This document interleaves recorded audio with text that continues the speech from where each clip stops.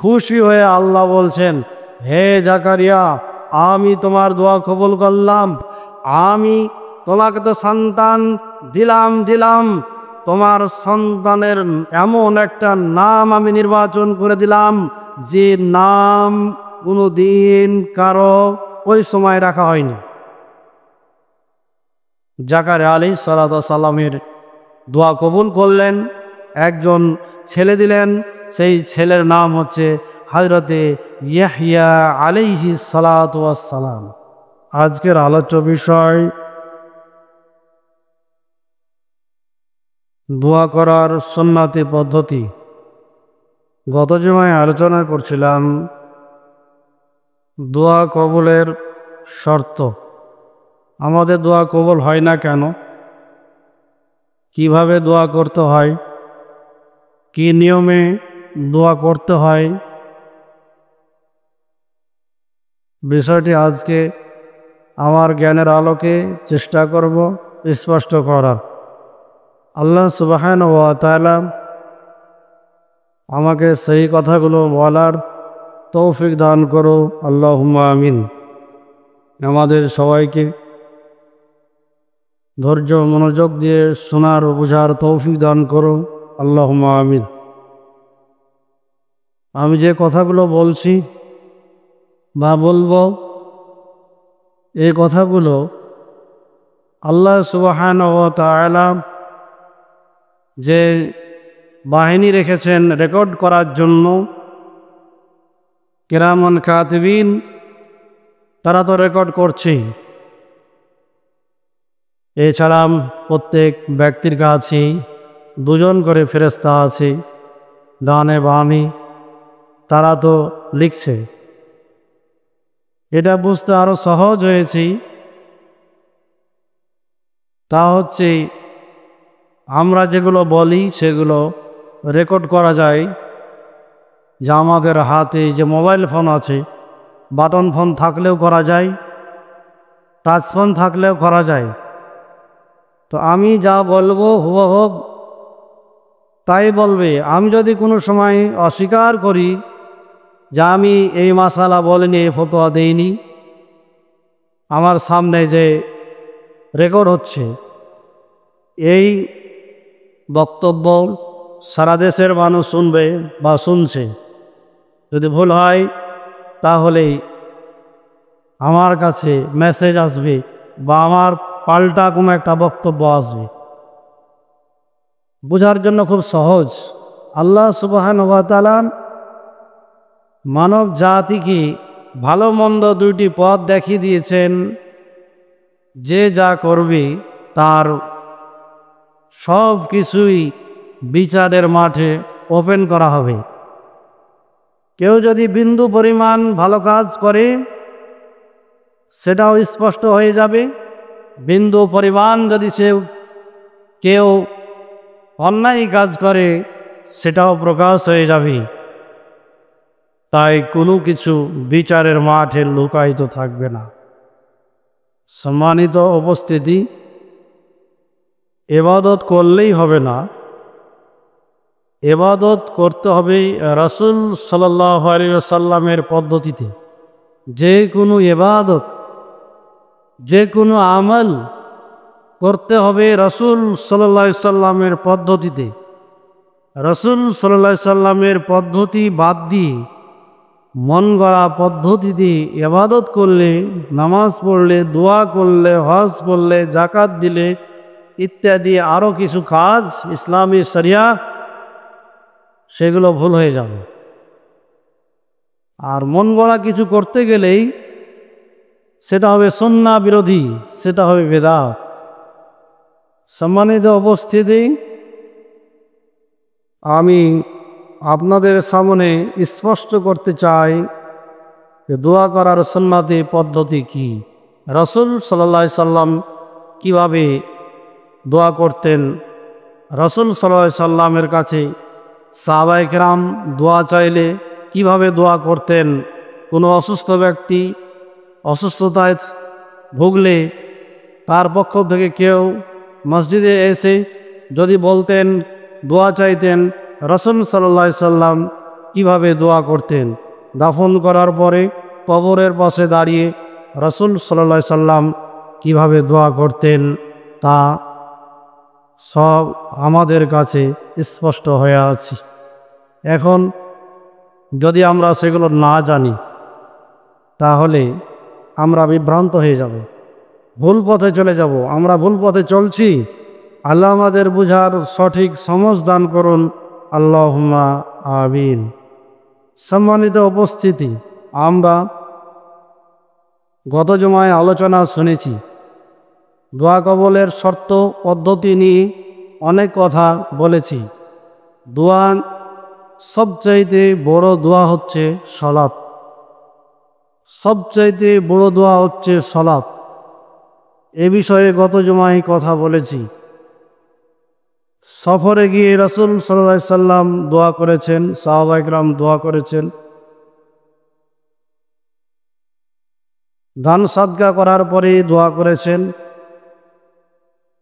অনেক হাদিস, প্রায় 42টি হাদিস, সহিহ হাদিস দোয়া করার পক্ষে। তার মধ্যে 36টি হাদিস সহিহ বুখারীতে স্পষ্ট। 24টি স্থানেই হাত তুলে, বিশেষ করে হাত তুলে দোয়া করার কথা 24টি স্থানে রয়েছে। আজকের জুমায় 24টি স্থানে আলোচনা করা সম্ভব নয়। বলছিলাম রাসূল সাল্লাল্লাহু আলাইহি সাল্লাম কীভাবে দোয়া করতেন সে কথা বলার আগে আমি সুন্নতি আমল একটি শিক্ষা দিই। আমি এখানে আসার পরে মনে হয় 2 জুমা আলোচনা করেছিলাম আজ যিকর বাদা সলা, সলাতের পরে জিকির। সলাতের পরে জিকির বলতে সলাত সালাম ফিরার পরে কিছু সুন্নাতি আমল যা রাসূল সাল্লাল্লাহু আলাইহি সাল্লাম করেছেন। সেই দোয়াগুলো কি, যা সহিহ বুখারীতে আছে, মুসলিমে আছে, আর অন্যান্য হাদিসের কিতাবে আছে। রাসূল সাল্লাল্লাহু আলাইহি সাল্লাম যখনই সালাম ফিরতেন, ইজা সাল্লামা কাব্বারা, যখন তিনি সালাম ফিরতেন তখন বলতেন আল্লাহু আকবার। দোয়া করার পদ্ধতি, হাত উঠিয়ে না, দোয়া তিনি মুখে মুখেই বলেছেন আল্লাহু আকবার। ওয়াস্তাগফারা সালাসান, 3 বার রাসূল সাল্লাল্লাহু আলাইহি সাল্লাম আস্তাগফিরুল্লাহ আস্তাগফিরুল্লাহ আস্তাগফিরুল্লাহ 3 বার পাঠ করেছেন। এভাবে বিভিন্ন হাদিস গবেষণা করে পাওয়া যায়। আরও যে কিছু দোয়া পড়েছেন তার মধ্যে রয়েছে আল্লাহুম্মা আনতাস সালাম ওয়া মিনকাস সালাম তাবারাকতা ইয়া যাল জালালি ওয়াল ইকরাম। এছাড়া রয়েছে লা ইলাহা ইল্লাল্লাহু ওয়াহদাহু লা শারীকা লাহু লাহুল মুলকু ওয়া লাহুল হামদু ওয়া হুয়া আলা কুল্লি শাইইন কাদির। এছাড়া আয়াতুল কুরসি, আরও অন্যান্য দোয়া, সুবহানাল্লাহি ওয়া বিহামদিহি সুবহানাল্লাহিল আযীম। এর প্রত্যেকটা দোয়ার যদি তাহকিক করা যায় তাহলে 1 জুমা পার, তাহলে 6 মাসে কভার করা সম্ভব হবে না। ইতিপূর্বে এই দোয়াগুলোর ফজিলত আমি আলোচনা করেছি, সেহেতু এ বিষয়ে আলোচনা করতে চাই না। যেমন গত জুমায় বলেছিলাম, প্রত্যেক ফরজ সালাতের পরে কোনো ব্যক্তি যদি আয়াতুল কুরসি তেলাওয়াত করে তাহলে জান্নাতে চলে যাবে, যায়নি কেন, মরেনি সেজন্য। অর্থাৎ প্রত্যেক সালাতের পরে যদি কোনো ব্যক্তি আয়াতুল কুরসি তেলাওয়াত করে আর সে মারা যায়, সে যদি মুমিন হয়ে থাকে অবশ্যই আল্লাহর জান্নাতে চলে যাবে, এতে কোনো সন্দেহ নাই।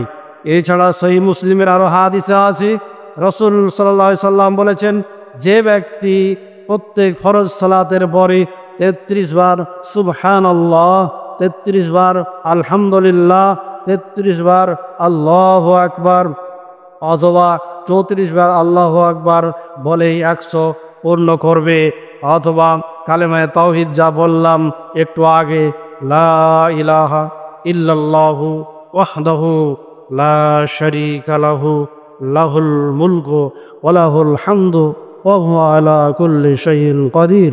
কালেমায়ে তাওহীদ যদি পড়ে 33 বার সুবহানাল্লাহ, 33 বার আলহামদুলিল্লাহ, 33 বার আল্লাহু আকবার, 3 33 99, আর কালেমা তাওহীদ একবার, তাহলে হয় 100 বার।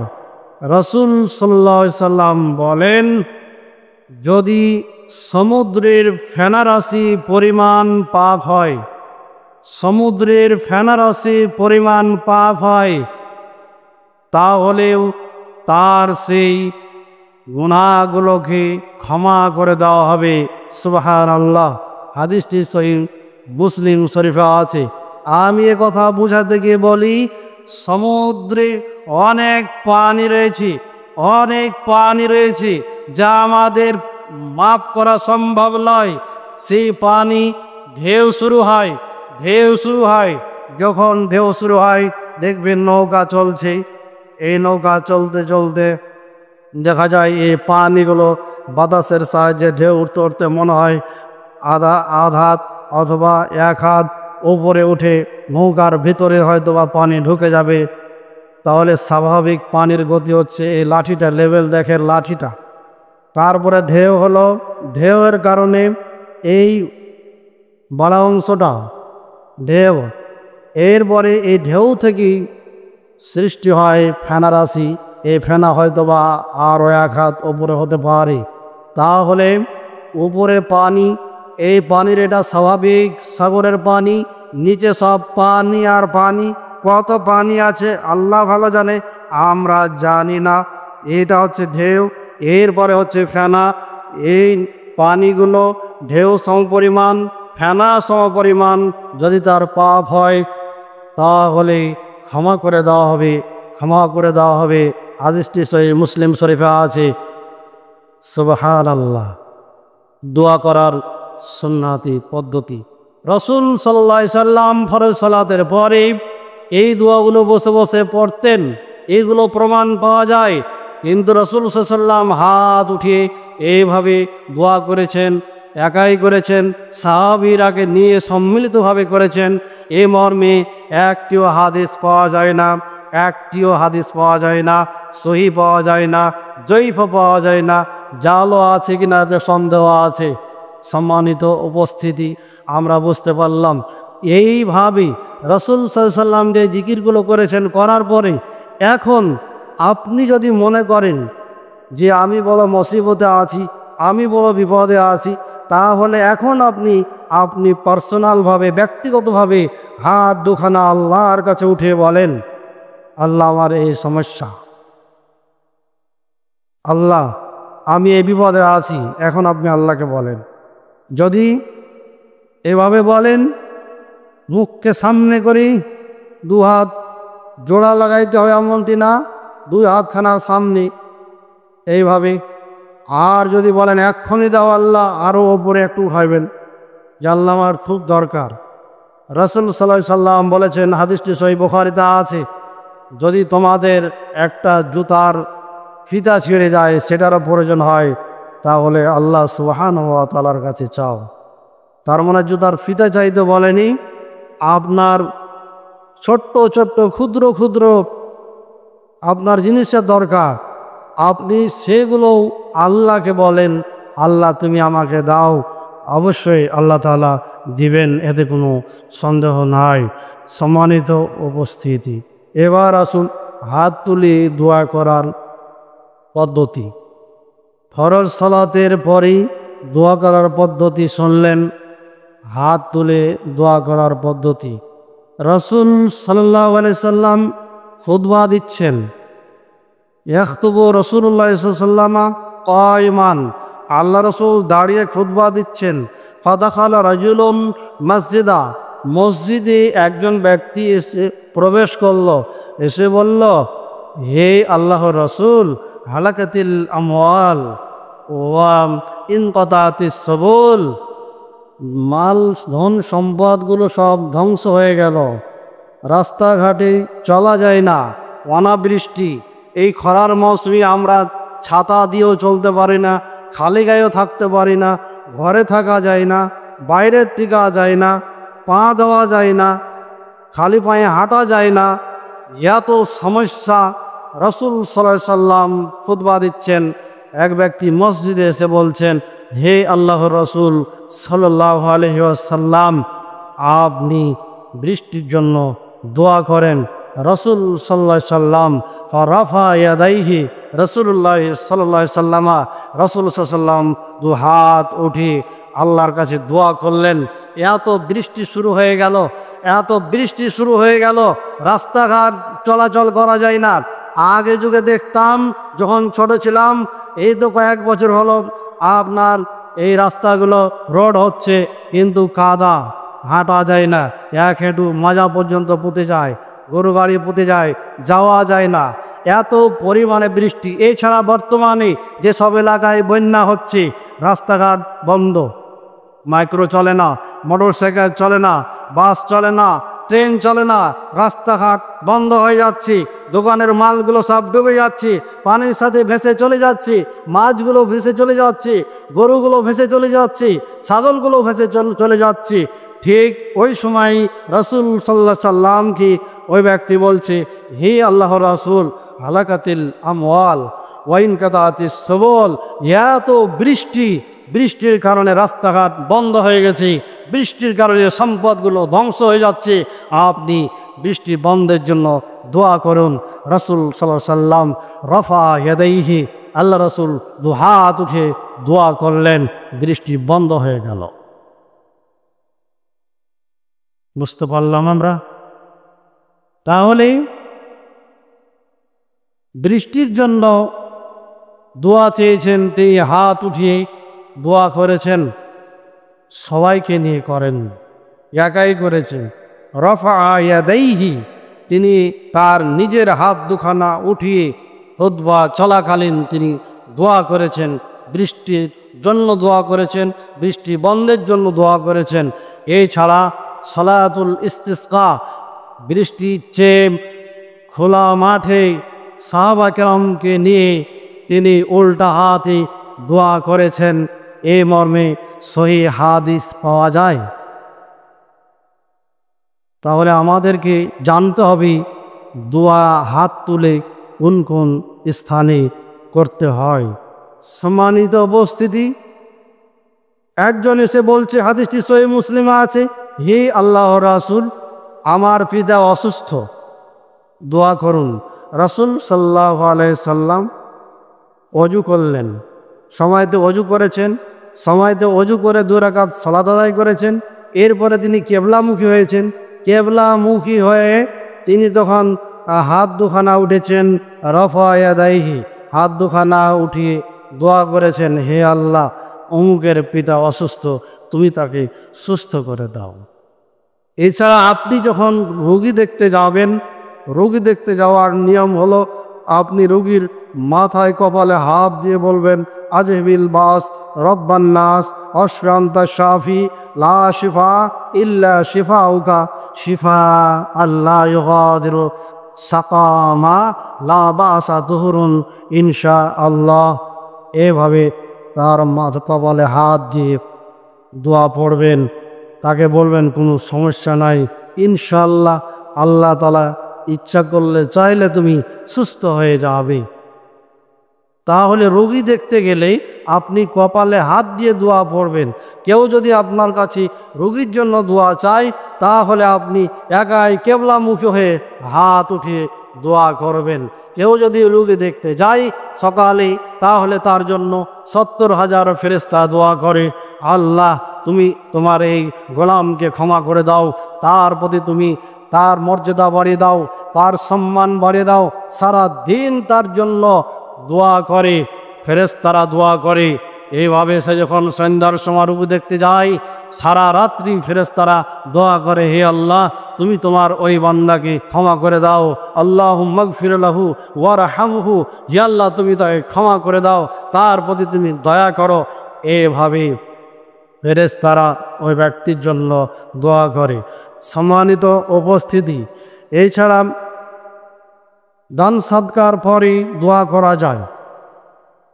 আপনি দান করলেন, 10 টাকা ফকিরকে দিলেন, একটা জালানা মসজিদে দিলেন, 1 বিঘা জমি মাদ্রাসায় দিলেন, আপনি 1 মণ ধান দান করলেন, দান করার পরেই আপনি দোয়া করবেন হাত উঠিয়ে, হে আল্লাহ, আমি একটা উদ্দেশ্যকে সামনে রেখে আমি দান করলাম 1 বস্তা সিমেন্ট বা 1 কুইন্টাল রড বা একটি জ্বালানা আমি দান করলাম বা 10টি টাকা দান করলাম।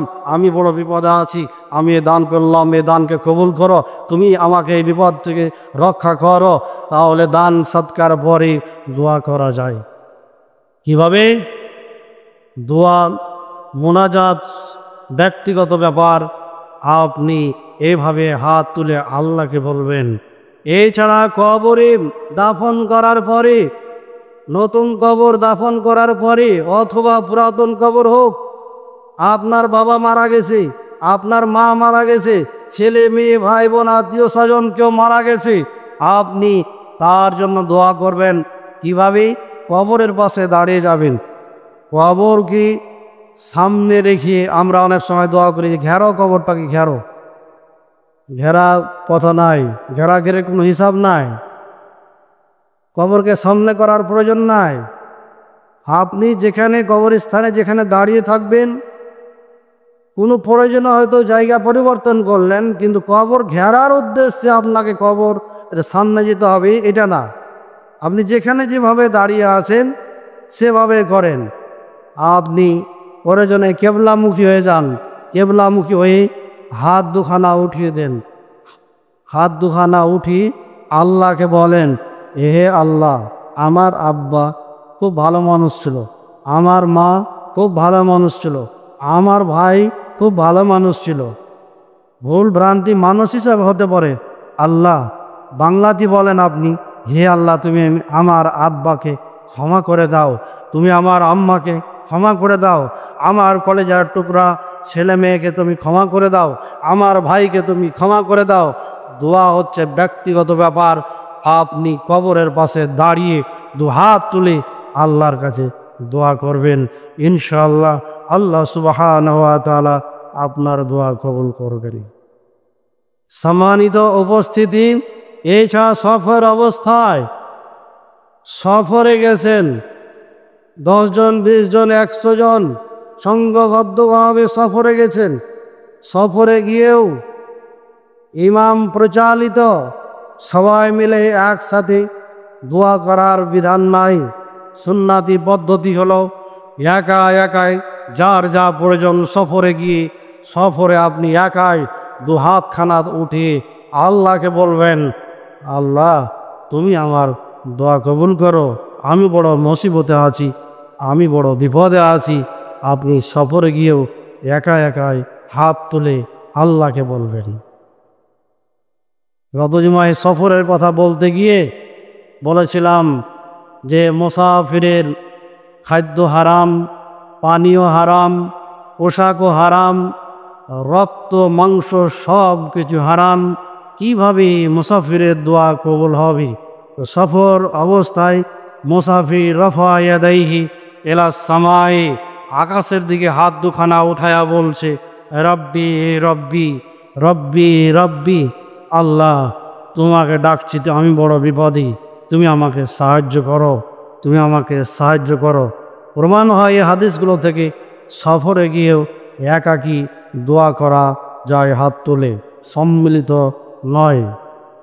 সম্মানিত উপস্থিতি, এছাড়া 24 ঘন্টার মধ্যে যে কোনো সময় যে কোনো মুসিবতে পড়ে আছে, বান্দা যে কোনো সময় যে কোনো মুসিবতে বিপদে পড়ে আছে, যে কোনো সময় সে হাত দুখানা আল্লাহর কাছে এইভাবে উঠি চাইতে পারে, আল্লাহ, আমি বড় মুসিবতে আছি, আমি বড় বিপদে আছি। এটা আমভাবে ব্যাপকভাবে যে কোনো সময় 24 ঘন্টার আপনি বড় বিপদে আছেন, ওই সময় আপনি হাত উঠে দেন। সফরে তো এক বিপদ, হাত উঠিয়েছেন। কবরের পাশে এটাও এক ধরনের মুসিবত, সেখানে হাত উঠেছেন। কিন্তু আলাদাভাবে যে কোনো বিপদে আপনি আল্লাহর কাছে হাত উঠিয়ে চাইতে পারবেন। এছাড়া আপনার যে কোনো প্রয়োজন, বড় কিছু চাওয়া, মনের আশা, আমি বড় একজন ইঞ্জিনিয়ার হব, বড় একজন ডাক্তার হব, আমি বড় একজন শিক্ষক হব, বড় একজন আলেম হব। আপনার বড় চাওয়া, আপনি বন্ধা আপনার সন্তান হয় না, বড় আপনার চাওয়া, বড় ধরনের চাওয়া আপনার। আপনি নিরাশ হয়ে গেছেন, হতাশ হয়ে গেছেন। আপনি এই অবস্থায় অজু করে 2 রাকাত সালাত আদায় করে আপনি হাত দুখানা আকাশের দিকে উঠে আল্লাহকে বলেন, আল্লাহ তুমি আমাকে দাও। যেমন হাজরাতে ইব্রাহিম আলাইহিস সালাতু ওয়াস সালামের স্ত্রী সারা আলাইহা সালাতু ওয়াস সালাম, ফিরআউন তাকে অ্যারেস্ট করেছিল, তার চরিত্রকে হরণ করার চেষ্টা করেছিল।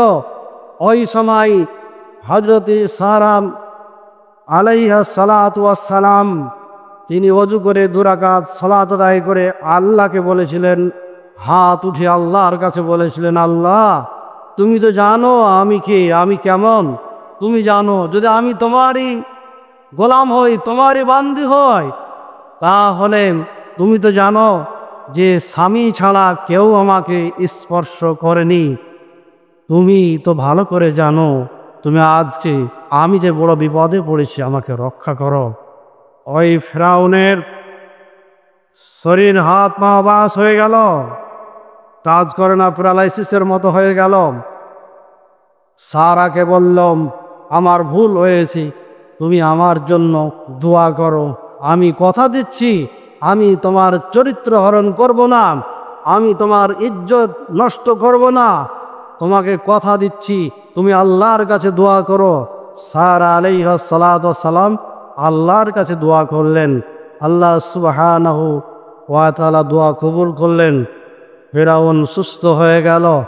এবার আবার তাকে পাকড়াও করার জন্য, চরিত্র হরণ করার জন্য চেষ্টা করল। আবার সে অবস্থা পূর্বের অবস্থা হয়ে গেল, তার হাতে কাজ করে না, শরীর কাঁপতে লাগলো, অবশ হয়ে গেল। আবার দোয়া করলো।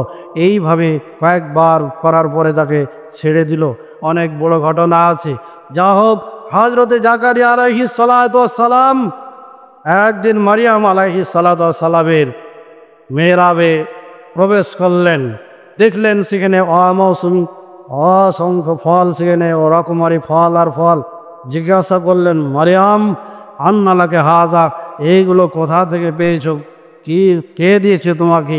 তখন মারিয়াম আলাইহিস সালাতু ওয়াস সালাম বললেন, হাজা মিন ইনদিল্লাহ, এটা আমার আল্লাহর পক্ষ থেকে এসেছে। তখন জাকারিয়া আলাইহিস সালাতু ওয়াস সালামের মনের মধ্যে আবেগ হলো, তার ইমানি জজবা আরও বেড়ে গেল। আমার স্ত্রী বন্ধা, আমি বুড়ো হয়ে গেছি, আমার মাথার চুলগুলো সাদা হয়ে গেছে, আমার হাড্ডিগুলো দুর্বল হয়ে গেছে, আমি এই অবস্থাতে আল্লাহর কাছে চাইব।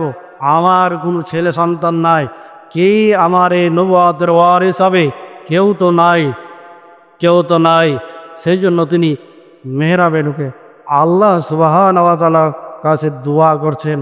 আল্লাহর কাছে এভাবে নিজের দুর্বলতার কথা প্রকাশ করে বলছেন, ইন্নি ওয়াহানাল আজমু মিন্নি ওয়াস্তাআলা রাসু সাইবা, বলছেন, হে আল্লাহ আমার মাথার চুলগুলো ধপধপে সাদা হয়ে গেছে। ওয়াহানাল আজমু মিন্নি, আমার যে হাড্ডিগুলো আছে এগুলো সব দুর্বল হয়ে গেছে। ওয়াইন্না ইমরাতি আকিরাতুন, আর আমার স্ত্রী হচ্ছে বাঞ্ঝা, বন্দা। তারপরও চাইছে। এখন আল্লাহ পাল্টা বলছেন, হে জাকারিয়া, তুমি বলছো তুমি বুড়ো হয়ে গেছো, তোমার স্ত্রী বন্দা, তোমার হাড্ডি দুর্বল হয়ে গেছে, তুমি ওই সময়ে সন্তান চাইছো। জাকারিয়া আলাইহিস সালাতু ওয়াস সালাম খুব দাবি করে আল্লাহকে বলছেন, কেন দিবেন আল্লাহ, যে মারিয়ামকে তুমি ওয়া মৌসুমি ফল খাওয়াইতে পারো। তালের সময় তাল পাওয়া যায়, বেলের সময় বেল পাওয়া যায়।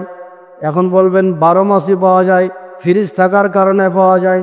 ফ্রিজে যদি রাখেন তাহলে 12 মাসই বেল পাওয়া যাবে, 12 মাসই তাল পাওয়া যাবে, এটা সম্ভব। কাঁচা মরিচও 12 মাসই পাওয়া যাবে। এটা সম্ভব ফ্রিজ আবিষ্কার হওয়ার কারণে। কিন্তু গাছে তো 12 মাস তাল পাওয়া যায় না, 12 মাস তাল পাওয়া যায় না, সব ফল 12 মাসে হয় না। তো এমন এমন ফল দেখছেন যেই ফলগুলো হচ্ছে অমৌসুমি ফল। তখন জাকারিয়া আলাইহিস সালাতু ওয়াস সালাম আল্লাহকে বলছেন, হে আল্লাহ, তুই অমৌসুমি ফল যদি মারিয়ামকে খাওয়াইতে পারো, আমাকে বুড়ো বয়সে আমার স্ত্রী বন্ধা হলে তো কেন তুমি দিবা না? তো দাবি করে আল্লাহকে বলছেন। আল্লাহ এত খুশি হয়েছেন, খুশি হয়ে আল্লাহ বলছেন, হে জাকারিয়া, আমি তোমার দোয়া কবুল করলাম। আমি তোমাকে তো সন্তান দিলাম, তোমার সন্তানের এমন একটা নাম আমি নির্বাচন করে দিলাম যে নাম কোনো দিন কারো ওই সময় রাখা হয়নি। জাকারিয়া আলাইহিস সালাতু ওয়াস সালামের দোয়া কবুল করলেন, একজন ছেলে দিলেন। সেই ছেলের নাম হচ্ছে হযরতে ইয়াহইয়া আলাইহিস সালাতু ওয়াস সালাম। আপনি সূরা মারিয়াম পড়ে দেখবেন। আমি সবগুলো আরবিতে বললে জুমার সময় এমনিতেই সংক্ষিপ্ত, আমি খুব সংক্ষিপ্ত আকারে বললাম। সূরা মারিয়ামে আছে বিস্তারিত, সূরা বাকারাতেও দেখবেন সেখানেও কিছু কথা আছে। সব কথাগুলো কোরআনে আছে এবং হাদিসে আছে, আমি সেভাবেই বললাম। তাহলে জাকারিয়া আলাইহিস সালাতু ওয়াস সালাম চাইলেন কিভাবে? নামাজের মধ্যে চাইলেন। কেন চাইলেন? বিপদে পড়ে চাইলেন। তিনার কি চাওয়া ছিল? তিনি ভাবলেন ভবিষ্যতে আমার নবুয়াতের ওয়ারেসদার কে হবে? আমার তো কোনো সন্তান নাই। আল্লাহর কাছে চাইলেন বড় আশা, বড় আকাঙ্ক্ষা নিয়ে যে আমাকে একটা সন্তান দাও। আল্লাহ কবুল করলেন।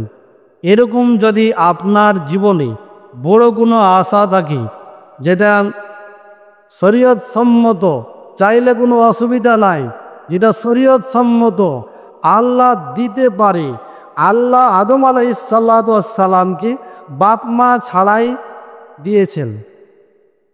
মাটি দিয়ে কুদরতি হাত দিয়ে আদম আলাইহিস সালাম 60,000 একটা মানুষ তিনাকে আল্লাহ বানাইলেন। আদম আলাইহিস সালামের বাম পাশের বাঁকা হাড্ডি থেকে হাওয়া আলাইহিস সালাতু ওয়াস সালামকে বানায়া দিলেন। এইভাবে পৃথিবীতে অসংখ্য নারী আর পুরুষ চলে আসলো। এইভাবে হজরতে হান্না বিনতে ফাখদ এবং ইমরান আলাইহিস সালাতু ওয়াস সালাম স্বামী স্ত্রী দুইজন বার্ধক্যবনিত বুড়ো অবস্থায় আল্লাহর কাছে দোয়া করছেন, আল্লাহ তুমি একটা সন্তান দাও। আল্লাহর কাছে দোয়া করলেন, আল্লাহ তাআলা দোয়া কবুল করলেন, একটা সন্তান দিলেন মারিয়াম আলাইহিস সালাতু ওয়াস সালামকে। মারিয়াম আলাইহিস সালাতু ওয়াস সালামের কোনো স্বামী ছিল না। মারিয়াম আলাইহিস সালামকে বিনা স্বামীতে আল্লাহ সুবহানাহু ওয়া তাআলা একজন সন্তান দিলেন। তার নাম হচ্ছে হযরত ঈসা আলাইহিস সালাতু ওয়াস সালাম। ঈসা আলাইহিস সালাতু ওয়াস সালামের বাপই ছিল না। হযরত জাকারিয়া আলাইহিস সালামের বড় আশা, বড় আকাঙ্ক্ষা, যেগুলো তুমি দিতে পারো, এটা কেউ পারে না।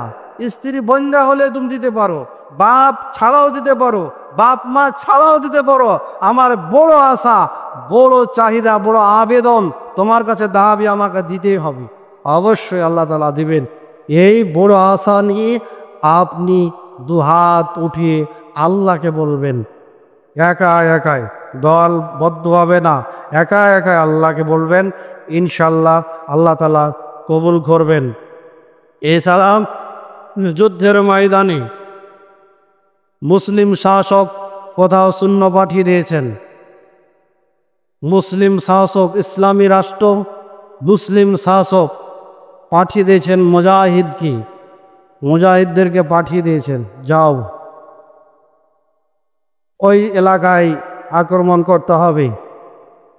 তারা যতক্ষণ পর্যন্ত লা ইলাহা ইল্লাল্লাহ ওয়া আন্না মুহাম্মাদার রাসূলুল্লাহ সাল্লাল্লাহু আলাইহি ওয়াসাল্লামের স্বীকৃতি না দেয়, তারা যতক্ষণ পর্যন্ত সালাত কায়েম না করে, ততক্ষণ পর্যন্ত তাদের বিরুদ্ধে যুদ্ধ চালিয়ে যাও। এইভাবে নির্দেশ দিয়ে যখন মুজাহিদদেরকে রণক্ষেত্রে পাঠিয়ে দিতেন, তখন তাদের জন্য মুসলিমরা দোয়া করবে কিভাবে? দলবদ্ধভাবে না, এককভাবে দোয়া করবে। হাত দুখানা উঠিয়ে আল্লাহকে বলবে, হে আল্লাহ, তোমার জমিনে তোমার দিন কায়েমের জন্য আল্লাহ মুজাহিদরা যুদ্ধ করছে, আল্লাহ তোমার কাছে হাত উঠিয়ে আবেদন করছে, আল্লাহ তুমি তাদেরকে হেফাজত করো, তাদেরকে তুমি হেফাজত করো, তাদেরকে তুমি বিজয় দান করো। এইভাবে হাত উঠিয়ে আল্লাহকে আপনি বলেন, আল্লাহ ইনশাআল্লাহ কবুল করবেন। সম্মানিত উপস্থিতি, আজকেও পূর্ণাঙ্গ আলোচনা করতে পারলাম না, ইনশাআল্লাহ আগামী জমাতে আবারও আলোচনা করব। আল্লাহ পাক রব্বুল আলামিন আমাদেরকে সুন্নাহ ভিত্তিক দোয়া করার তৌফিক দান করুন, আল্লাহুম্মা আমিন। রব্বুল আলামিন তোমার হাবিব মুহাম্মদ সাল্লাল্লাহু আলাইহি সাল্লাম সালাতের পরে যেভাবে জিকির আজকার করেছেন, দোয়াগুলো পড়েছেন, আমি যা খুতবায় বললাম, আল্লাহু আকবার, সালাম ফিরার পরে আস্তাগফিরুল্লাহ আস্তাগফিরুল্লাহ আস্তাগফিরুল্লাহ, আল্লাহুম্মা আনতাস সালাম ওয়া মিনকাস সালাম তাবারাকতা ইয়া যাল জালালি ওয়াল ইকরাম, যে দোয়াগুলো বললাম, যে তাসবির কথাগুলো বললাম, এগুলো বসে বসে আমল করার চেষ্টা করবেন। আর একটা হাদিসে আছে, হযরত উমর রাদিয়াল্লাহু তাআলা আনহু আমলে সালাম ফিরার পরপরই যদি কোনো ব্যক্তি দাঁড়িয়ে যেত, সালাম ফিরা মাত্রই দাঁড়িয়ে যেত, মানে কেন? হয় চলে যাবে অথবা সুন্নাত পড়বে। সালাম ফিরা মাত্রই দাঁড়িয়ে যেতেন। হযরত উমর রাদিয়াল্লাহু তাআলা আনহু ঘাড় ধাক্কা দিয়ে বসায় দিতেন। সুবহানাল্লাহ। আপনি যদি সালাম ফিরার পরে কোনো কথা না বলেন, আল্লাহু আকবার, আস্তাগফিরুল্লাহ, এই জিকিরগুলো করছেন বসে বসে একাই একাই, মুখে বলছেন, হাত উঠে না, একাই একাই বলছেন, বসে বসে পড়ছেন, যেখানে সালাম ফিরেছেন, অর্থাৎ যেটাকে বলা হয় মুসাল্লা, মুসাল্লাতে বসে বসে যদি আপনি এভাবে দোয়াগুলো জিকিরগুলো করেন, তাসবিহগুলো পাঠ করেন, তাহলে এর একটা স্পেশাল একটা মর্যাদা, একটা লাভ আছে, একটা পুরস্কার আছে। সে পুরস্কার আমরা জানি না। তাহলে যদি জানেন তো কেন জুমার দিন আমি দেখি বলার পরেও জুমার পরে আসে আর আগে যাওয়ার চেষ্টা করে। পিছিয়ে আসার লক্ষণ হলো পিছিয়ে আসবে, আগে পালাইবে, নাহলে রাস্তা বন্ধ।